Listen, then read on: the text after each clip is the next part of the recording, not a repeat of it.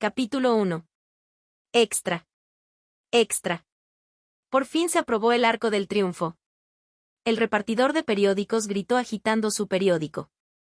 La gente se le acercó como hormigas al agua azucarada. Eileen, que también estaba entre la multitud, compró el periódico con una moneda.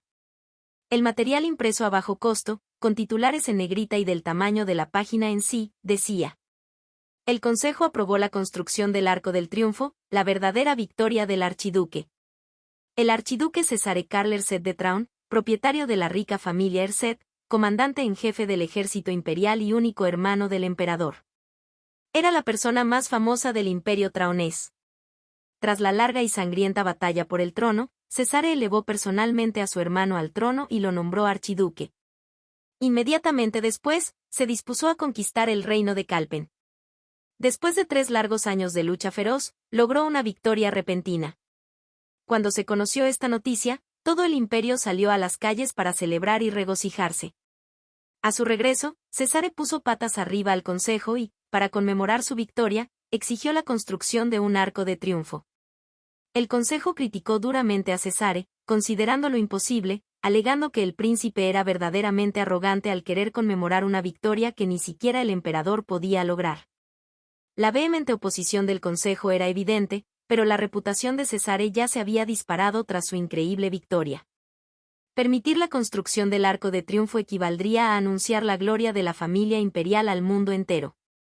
El consejo, que estaba compuesto por nobles, no cedería. Si se construía el arco, la dinámica de poder entre la familia real y la nobleza se vería sesgada.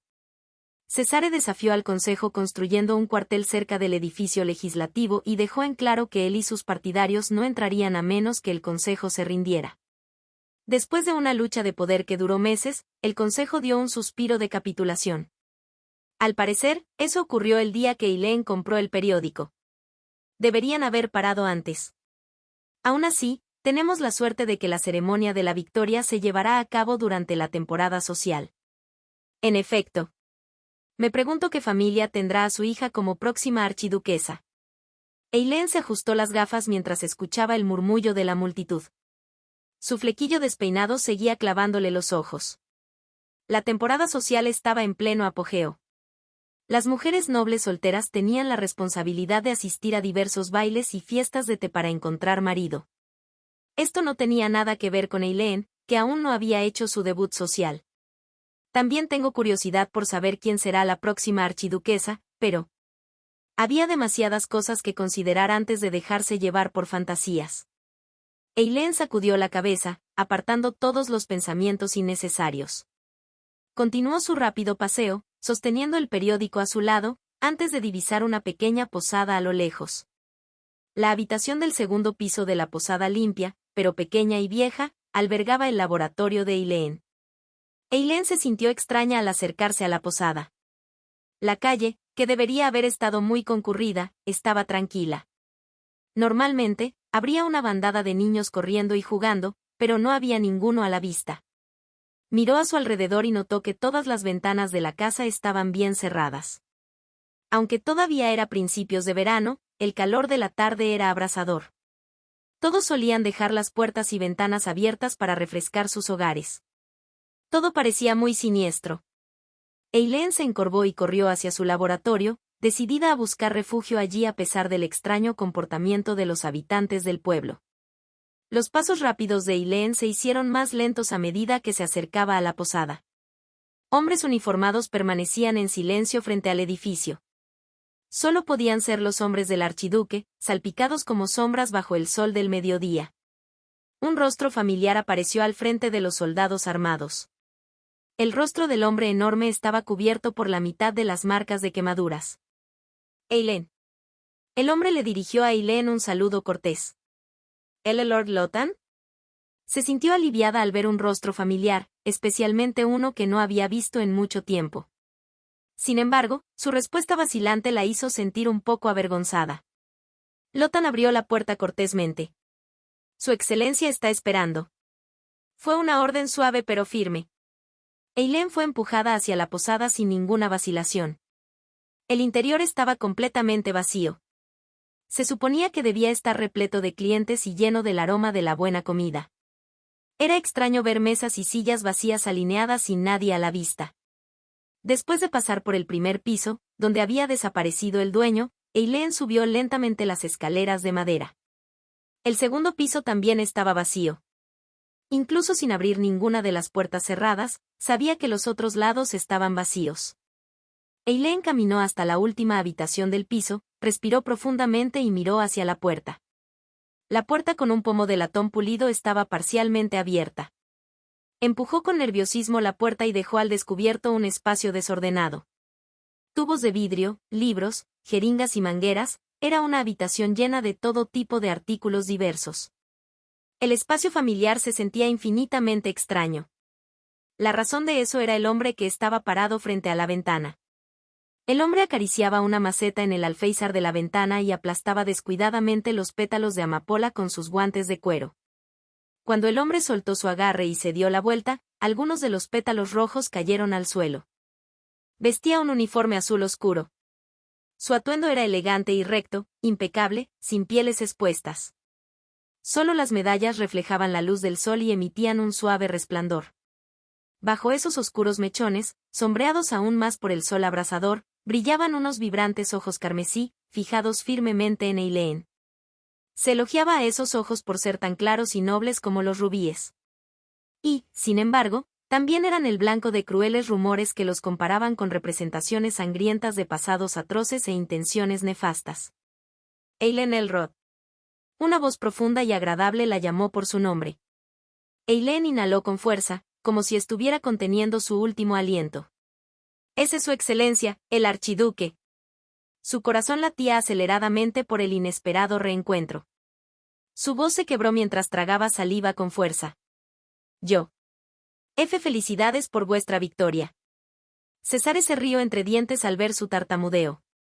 Su sonrisa sugería que no esperaba esas palabras como primer saludo. Eileen también pensó que era un saludo muy poco elegante. Añadió vacilante. «Pensé que os estabais preparando para la ceremonia de la victoria». Como el Arco del Triunfo había sido aprobado ese mismo día, la ceremonia de la victoria, que se había retrasado, tuvo que planificarse rápidamente. Debía de estar muy ocupado, pero Eileen no podía entender por qué había venido hasta esa posada destartalada. Por supuesto, Eileen le pareció encantadora, pero se trataba simplemente de una muestra de cortesía hacia la hija de un sirviente fallecido. No había motivo para que corriera hacia ella en medio de la conmoción que rodeaba la aprobación del Arco del Triunfo. Eileen sostuvo su mirada mientras esperaba una explicación. Sin embargo, Cesare simplemente la miró fijamente.